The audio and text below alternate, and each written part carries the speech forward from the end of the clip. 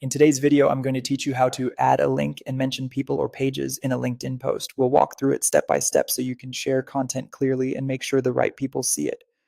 Start on your LinkedIn homepage. At the top of the feed, you'll see the Start a Post box. Click into that to open the post editor. This is where you'll type your message and add anything you want to share. If you want to include a link, let's say you're sharing a YouTube channel, head to the page you want to link to in your web browser. Click once in the address bar so the entire web address is highlighted, then copy it.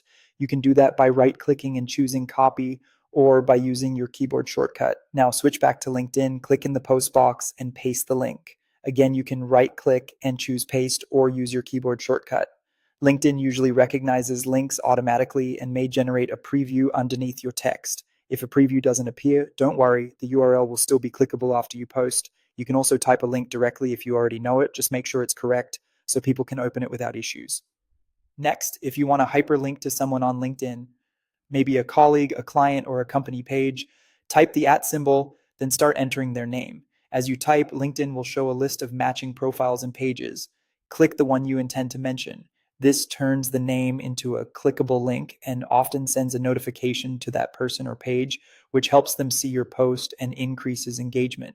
Take a second to confirm you selected the right profile, especially if multiple accounts have similar names. When you're happy with your post, go ahead and publish it. After it's live, look at the post in your feed to confirm everything is working. The link should be clickable, and the mention should appear as a highlighted name that opens their profile or page.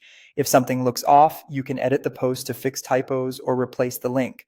A quick tip: keep your message concise and add a line of context so your audience knows why you're sharing the link. And always double check that the link is public and appropriate to share.